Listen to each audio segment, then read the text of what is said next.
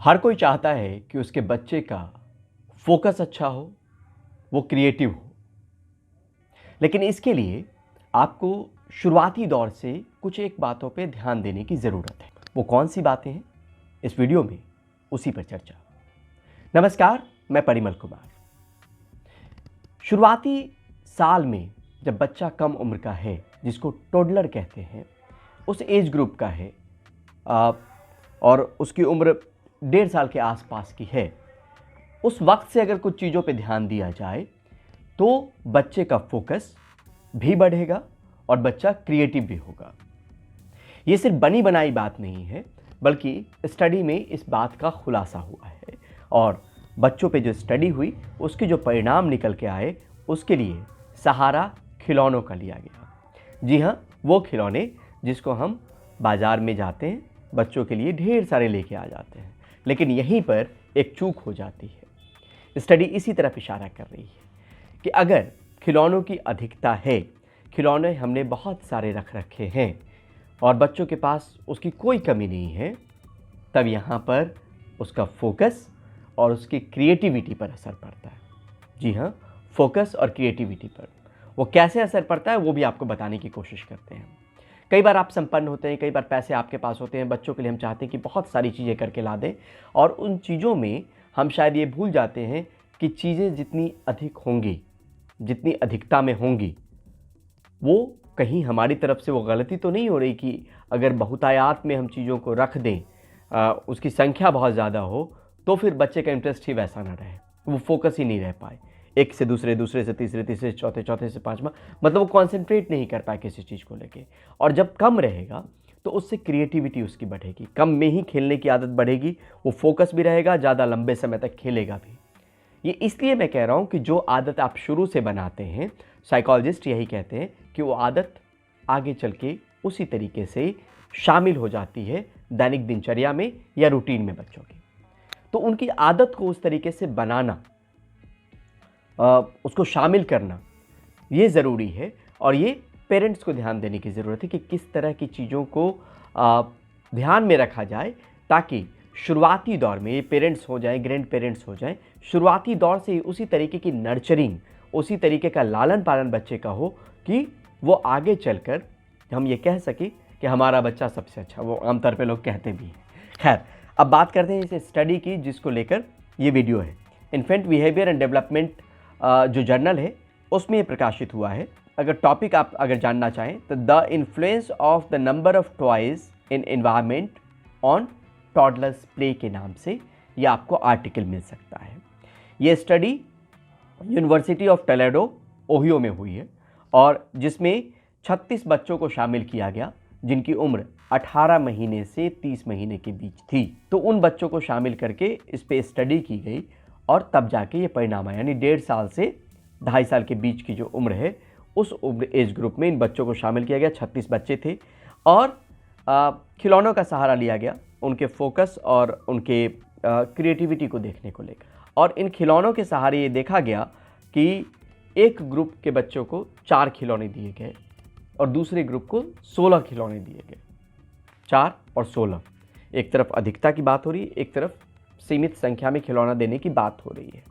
और ये देखा गया कि जिनके पास 4 खिलौने थे वो लंबे देर तक खेले, साथ में उनकी फोकस और क्रिएटिविटी उन खिलौनों के ज़रिए ही ये निष्कर्ष निकाला गया, रिसर्चर के ज़रिए देखा गया कि उनका जो है वो सेशन एक तो बढ़ा, है ना, लंबे समय तक खेलते रहे, उसी खिलौने से बाकी चीज़ें बनाते रहे, तो फोकस भी रहा और साथ में क्रिएटिव भी रहे, उन खिलौनों से अलग अलग चीज़ें बनाने की कोशिश की। तो ये नतीजा निकाला गया कि अगर कम खिलौने आप अपने घर में रखते हैं तो उससे बच्चों का फोकस और क्रिएटिविटी बढ़ता है। और इसमें यह भी कहा गया स्टडी में, जो 2 पॉइंट हैं वो भी आपको बताएं। N abundance of toys present reduced quality of toddlers play. अगर ज़्यादा संख्या में खिलौने मौजूद हैं तो फिर क्वालिटी ऑफ प्ले, जिसको कहते हैं कि बहुत अच्छे वक्त तक खेल पाएंगे बच्चे, बहुत इंटरेस्ट से खेल पाएंगे, वैसा नहीं देखा गया। मतलब खिलौनों की संख्या भी सीमित होनी चाहिए। दूसरा पॉइंट ये कहा गया कि fewer toys at once may help toddlers to focus better and play more creatively. तो ये भी ध्यान देने की ज़रूरत है और ये समझने की ज़रूरत है कि पैसे आपके पास हों या कम पैसों में भी आप खिलौने लेके आ रहे हो, बहुत ज़्यादा लाएंगे शुरुआती दौर में, तो उनसे बच्चों का फोकस और क्रिएटिविटी बाधित होगा, वो आगे चल के दिक्कत होगी। फोकस कहने का मतलब वो फोकस कहीं भी हो सकता है। शुरुआती खिलौनों में खेलने को लेकर जो फोकस है वो पढ़ाई पे आगे जाके हो सकता है।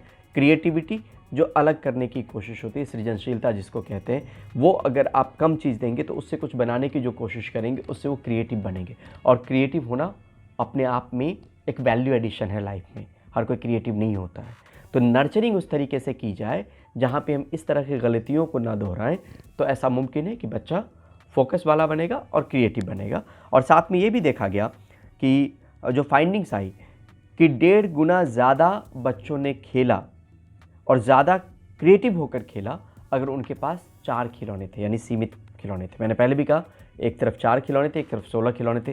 तो जिनके पास 4 खिलौने थे, जिन बच्चों के पास 18 महीने से 30 महीने के बच्चों के पास, उन्होंने ज़्यादा वक्त तक खेला, 1.5 गुना ज़्यादा वक्त तक खेला, वो बोर नहीं हुए और क्रिएटिव तरीके से खेला। तो ये समझने की ज़रूरत है। लेकिन जाते जाते एक चीज़ और आपको इशारों में ये कहना ज़रूरी है कि खिलौनों को लेकर भी सतर्क होने की ज़रूरत है। ऐसा नहीं कि राह चलते कोई भी खिलौने हम अपने घर में ले आएँ और वो कैंसरस तक हो सकता है, ये स्टडी में प्रूफ हुआ है। तो हर खिलौना ऐसा नहीं कि बच्चों के हाथ में थमा देना चाहिए। इस बात का ध्यान हमेशा रखना चाहिए कि खिलौना ब्रांडेड हो, खिलौना जो है वो उस पर मार्क हो, ISI मार्क हो, जो ब्यूरो ऑफ इंडियन स्टैंडर्ड्स देती है। उन खिलौनों को देना आपके बच्चे के लिए लाभकारी है, फ़ायदेमंद है। तो खिलौना ख़रीदने से पहले ये ज़रूर ध्यान दें कि खिलौने पे ISI मार्क है कि नहीं है, क्योंकि जो कम दाम के खिलौने या जिस पे ISI मार्क नहीं होता है, उन खिलौनों में जो केमिकल का इस्तेमाल होता है या जिस तरीके की उसकी बनावट होती है, वो आपके बच्चों के लिए नुकसानदायक हो सकता है। तो इस पे ध्यान देने की ज़रूरत है, इसको अमल में लाने की ज़रूरत है। और इस पे पहले भी हमने वीडियो बनाया और विस्तार से बताया कि किस तरीके से आपको राह चलते, मेले में, ठेले पे आपको खिलौने बिक रहे हैं, लोग ख़रीद रहे हैं, तो इनसे परहेज़ ज़रूर करें। क्योंकि खिलौनों को खेलते खेलते क्या होता है कि बच्चे उसी हाथ से खाना खा लिया, जो केमिकल है वो शरीर के अंदर दाखिल हो गया। तो इस बात को ध्यान में रखना बहुत ज़रूरी है कि खिलौने तो हम दें, तो सीमित संख्या में दें, इस स्टडी को अगर आप मानेंगे तो। और दूसरी नंबर चीज़ ये कि जो खिलौने हम दे रहे हैं वो खिलौने वाकई गुणवत्ता में खरे हैं कि नहीं, ये भी देखना ज़रूरी है। जो खेलने की बात है, और वो आखिर में आपको बता दें कि खेलने से जो साइंटिस्ट कम्युनिटी कहती है, वो कहती है कि खेलने से उनका कॉग्निटिव, इमोशनल, सोशल और फिजिकल स्किल्स जो है वो उसका इजाफा होता है अगर बच्चे खेलते हैं तो खेलना भी ध्यान में रखना है, खिलौनों की सीमित संख्या भी देखनी है, और खिलौने जो दे रहे हैं उसमें भी ध्यान देना है कि जो खिलौने दे रहे हैं कहीं उनके लिए घातक तो नहीं।